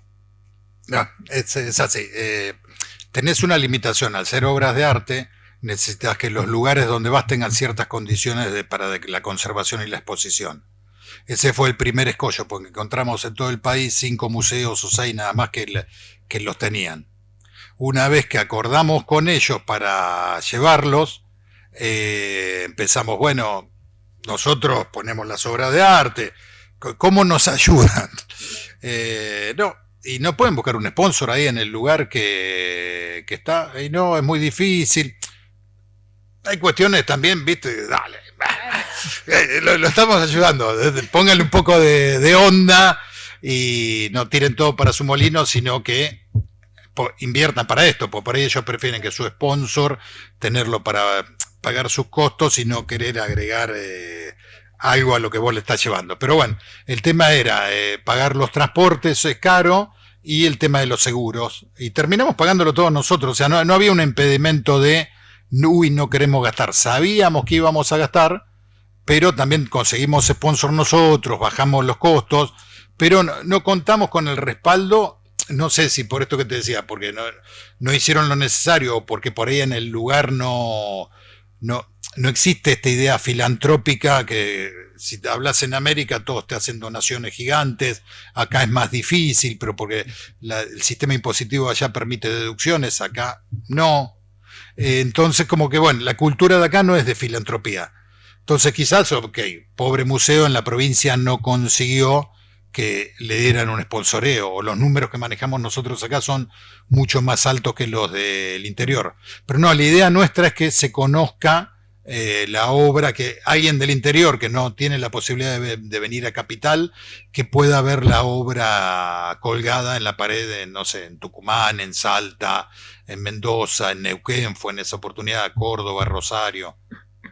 Esa es la idea principal. Claro, siempre y cuando haya un interés de la otra parte también, digamos. No que únicamente No, te reciben con los brazos persona abiertos. Esto que te ahí. decía, cuando se abrió el Malva en Escobar, los primeros fines de semana iban 2.000, 3.000 personas por cada sábado y cada domingo, porque no hay oferta en la zona. Claro. ¿Entendés? Entonces, pues, esto que me decías vos, che, no hay nada en mi pueblito. Ponés algo que atrae gente y te vienen porque generás esa movida. Claro, sí, te viene un montón de gente. Está bueno. Sumo ahí, está bueno el ejemplo también para entender.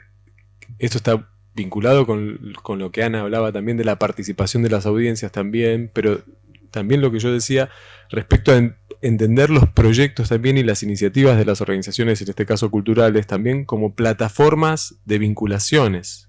Digo, acá no había un escollo ni siquiera económico, ¿no? Porque el Malva estaba, por ejemplo, dispuesto a hacer esa inversión. Pero también hay que generar las voluntades para que esas cosas sucedan. A veces es la sostenibilidad del espacio, como decía Emilio también.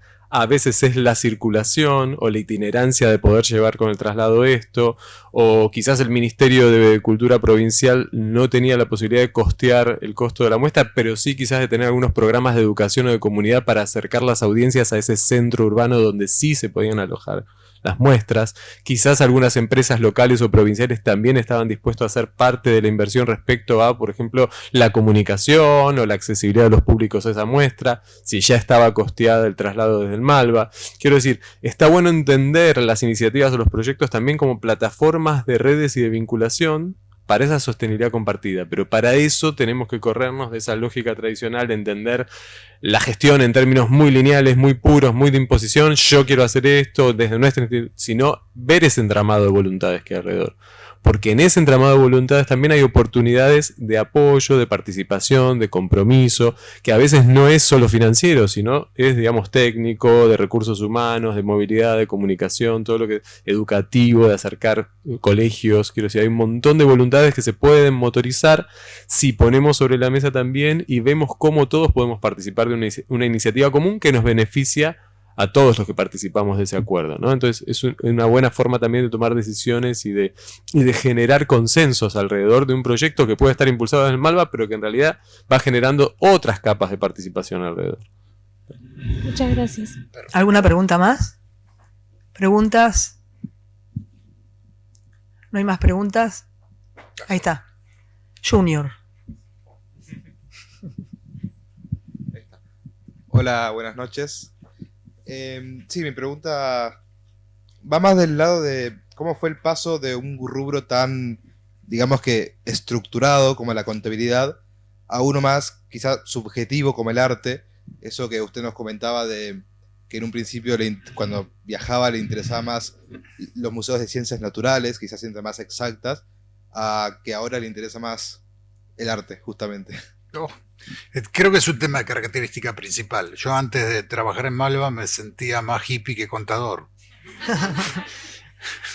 Y acá dije, ok, cambiaba de trabajo como hacen ustedes ahora cada 2 años. ¿Entendés? Tuve como 14 trabajos, llegué acá, todo de 2 años, llegué acá y estoy hace 19.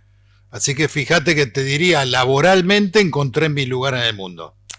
Me gusta también solucionar problemas. O sea, mientras todos lloran por un problema, a mí me da adrenalina y me encanta arreglarlo. Pero una cuestión de personalidad, creo. Y lo que siempre digo, que, o sea, en nuestra facultad, perdón, voy a hacer una crítica, o en otras que vemos así, ciencias más duras. No te perdono, Emilio. No, sí. No, es imperdonable. Nunca nadie nos habla de el tema de las relaciones humanas en el trabajo. Que para mí es importantísimo.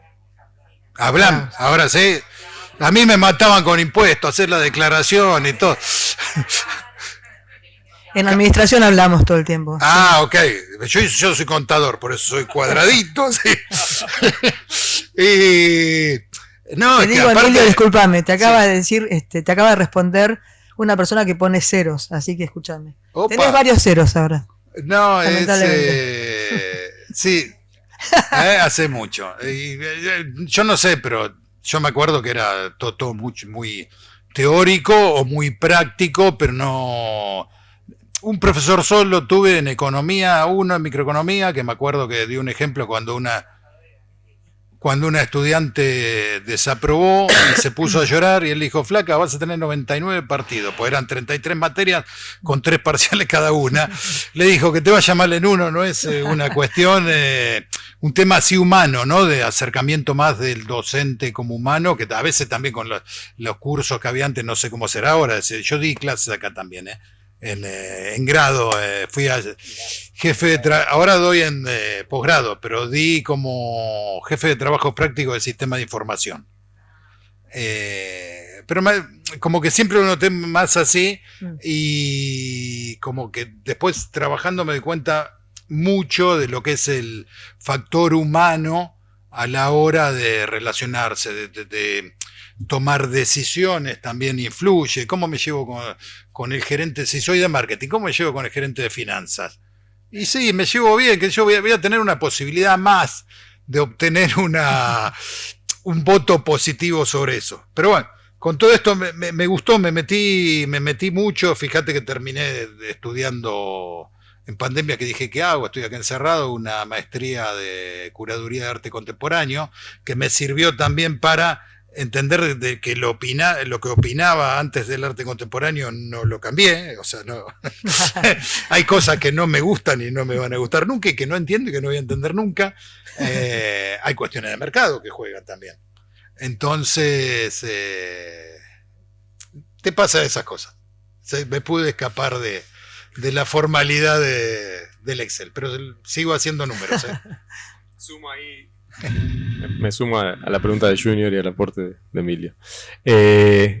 Porque mi camino es quizás contrario al de Emilio. Digo, en esto que veníamos hablando, ¿no? De las competencias complementarias. Ahí se encontraron. En algunos casos, digo, venimos del lado como más de la administración de la economía y nos acercamos al sector cultural. En otros casos como el mío, yo soy egresado de Filosofía y Letras, digo. Después, para enmendar ese error, me vine acá.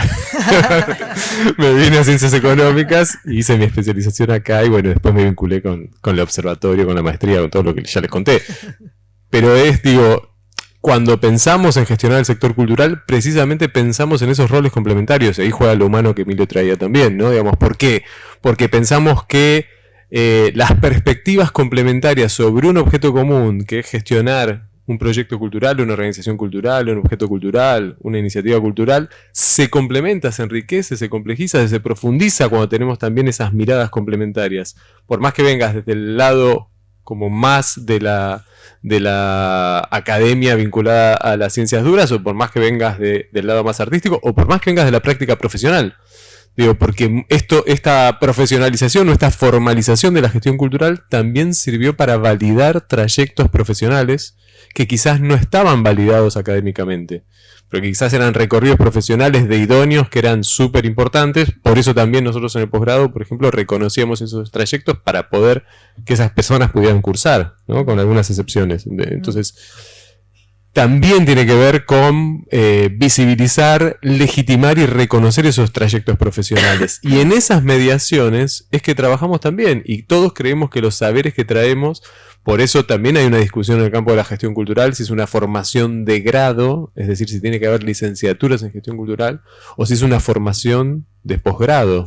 Digo, acá nosotros siempre lo pensamos como una especialidad, como un trayecto donde ustedes todo lo que traen de sus carreras de grado, sea del mundo contable, sea de la administración, pero también sea, por ejemplo, egresados de Derecho, o licenciados en Arte, como en mi caso, o licenciados en Periodismo, o de Comunicación, que puedan poner esos saberes y esos trayectos profesionales y especializarlos en un sector muy particular, con un comportamiento muy particular, como es el cultural que yo les contaba al principio, pero creemos que todos esos saberes está buenísimo traerlos y especializarlos en el campo cultural. Entonces, es importante todos esos movimientos profesionales, vengas de donde vengas o por el camino que vengas, ¿sí? Y precisamente el territorio de lo cultural nos permite esa diversidad y esas perspectivas múltiples. Entonces, tienen mucho para aportar ustedes en el campo cultural, como también lo tenemos, ¿no? Digamos, quienes nos acercamos desde otro lado a las herramientas de gestión. Pero en ese maridaje es donde gana potencia esta sinergia entre los dos lados de la productividad que hablábamos al principio, la productividad más simbólica y la productividad más económica, ¿no? Muchas gracias. ¿Alguna pregunta más? Allá.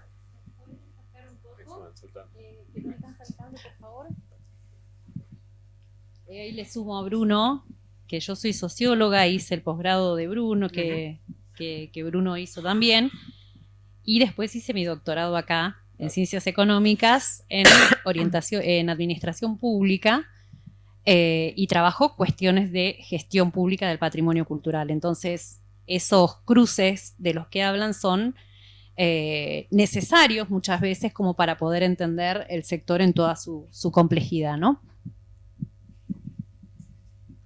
Buenas. Tengo una pregunta que no sé si va a estar bien formulada. ¿Cómo se actualiza el museo o cómo es la toma de decisión a la hora de poner obras de arte en el museo tomando la cultura juvenil actual? Sí, no. Más que nada considerando de que quizá hoy la juventud no está tan pendiente de ir al museo, de que quizás ya no les interesa tanto las obras antiguas, sino más actualizadas. Bueno, mira, para ese caso tenemos un área que se llama Malva Joven, que por ejemplo ayer estuvieron filmando un video en la sala con... ¿quién era el que estuvo ayer? Kevin Johansen, creo. Y la otra vez estuvo esta chica, que me voy a equivocar porque yo cambio los nombres para hacer chiste, Gatuso. Yo le digo Gatuso y es Gotuso. Se hacen recitales en la vereda de músicos del área, ¿cómo se llama esta? Más tecno, ¿sí? Y tenés muestras bastante distintas de artistas jóvenes, tanto en puertos como inclusive en Malva. Tenés muestras con mucho tema de género, ¿sí? En Malva Puerto se trabaja mucho con la naturaleza. Hay acercamientos. Supónete, la otra vez en los barrios carenciados había unos chicos que hacían tapices artísticos y se colgaron en el hall de Malva. Estuvimos por abrir un... Sí, Malvacine también, pero no, estuvimos por abrir en Saldías una sucursal de Malva que nos había ofertado un préstamo el gobierno de la ciudad, al final no nos dieron el predio, pero se hacen muchas acciones tendientes a la gente joven. ¿Está bien? No, es cada vez más necesario esto, que traes, el compañero que trae acá, de la vinculación y la cercanía con las nuevas audiencias, es clave y se vincula también un poco con lo que Ana traía, ¿no? Los públicos cada vez son más jóvenes, pero son cada vez más dinámicos, más formados, más omnívoros, saben lo que quieren. Hoy desde las organizaciones culturales no solamente competimos con otras organizaciones culturales, digo, está toda la gestión que traía Emilio, la gestión del entretenimiento, la gestión del ocio, de los consumos urbanos, de la gastronomía. Digo, hoy la competencia del sector cultural es mucho más diversa, digamos, mucho más oblicua, mucho más transversal. Entonces es muy importante hacer ese trabajo de acercamiento. Incluso hay organizaciones culturales que suman a los jóvenes en sus decisiones de programación. Esto es súper importante también y es bastante innovador también. No solamente que las audiencias participen en lo que nosotros decidimos desde los contenidos, sino que directamente los grupos jóvenes pasen a formar parte de las decisiones de los contenidos y de la programación de las organizaciones culturales. Esto es súper importante. Digo, hay un compromiso cada vez más activo, más estructural en los contenidos que también eligen programarse directamente desde el segmento joven. Esto es súper importante, porque no solamente es que nosotros emitimos hacia ellos, sino que también generamos las condiciones para que ellos se impliquen y también definan lo que quieren ver, lo que quieren consumir, de lo que quieren participar. Muy bien, última pregunta. Ana. Perdón. Y desde las políticas culturales hay varias iniciativas que tienen que ver con convocar a los jóvenes. Por ejemplo, el Festival de Cultura Emergente que hace el gobierno de la Ciudad de Buenos Aires, la presencia de producciones culturales juveniles, en música, en artes visuales, y lo mismo en la Feria de Arte de Buenos Aires, Arteva, hay una parte que es de arte joven, sí, Ciudad Joven, sí, ahí presentan los artistas jóvenes. Sí, hay varias iniciativas en ese sentido, sí.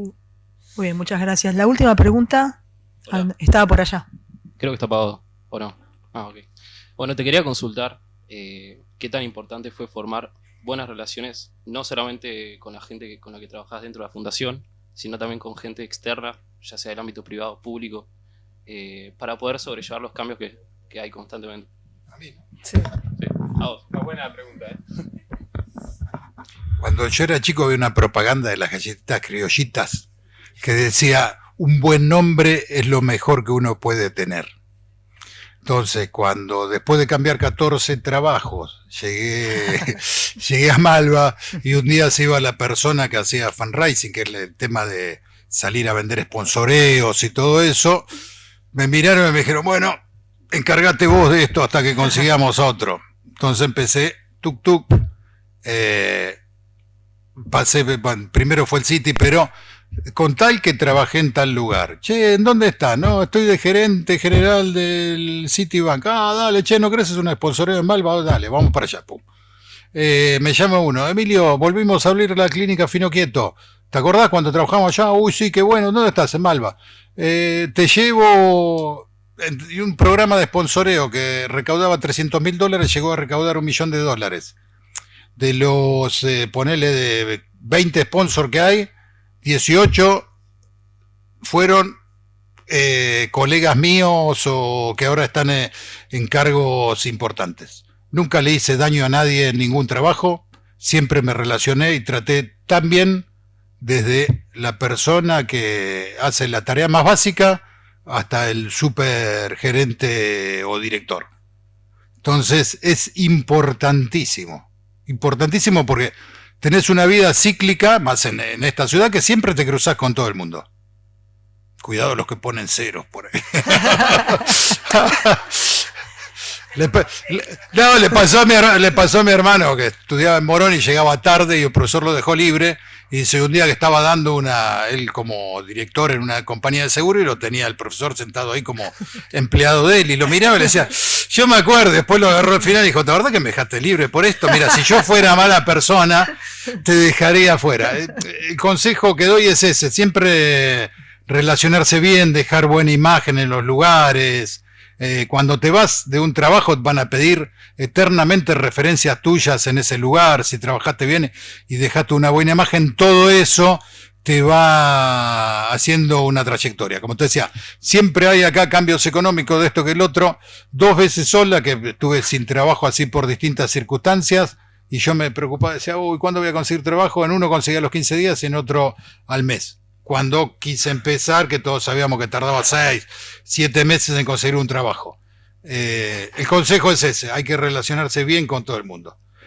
Dialogando, arbitrando, como decía él, moderando, siendo moderado, tratando de llegar a acuerdos, poniendo gente que está enfrentada, sentándolos a tomar un café y decirle, che, somos grandes. El ego tuyo no te deja ver que estás perdiendo dinero, porque el ego de él compite con el tuyo. Déjense, 15 años estuvieron juntos, hace poco se me pelearon de nuevo. Pero sí, para mí es lo más importante que hay. Cuando tengo colaboradores y todo, siempre me fijo mucho en que sean buena gente, también además de ser buenos profesionales. Bueno, muchísimas gracias. Ah, perdón, ¿quieres decir algo más? Lo de la ética que hablábamos antes. También el cuidado sectorial, ¿no? Porque por más que hoy estamos en una organización, en un proyecto, somos profesionales de un sector también. Y es un sector relativamente chico, donde todo se sabe, todos se conocen, digo. Entonces, es importante, porque es importante, tener buenos tratos, pero también por una cuestión, de interés, ¿no? Digamos, y me parece que es importante rescatar el valor de lo relacional, ¿no? De la capacidad relacional. porque es muy distinto, digo, ver el beneficio directo, lo que te va a servir a vos en un contexto particular, en una decisión particular, pero está bueno pensar que en realidad no es solo el beneficio que se deriva de una relación, sino que las relaciones son los recursos. Las relaciones y los vínculos son ese potencial recurso, más allá de que eso se traduzca materialmente hoy o mañana o otra temporada. Pero que hay que cuidar esa agenda, que hay que cuidar esas relaciones, y que en definitiva es una forma de cuidar también el sector, ¿no? Y abogar por un sector cada vez más sólido, más profesional, con mejores relaciones, con mejores vínculos, más saludable, más ético, más humano. Digo, nada, es algo muy necesario hoy que tenemos que cuidar y construir entre todos y todas. Gracias. Muchas gracias.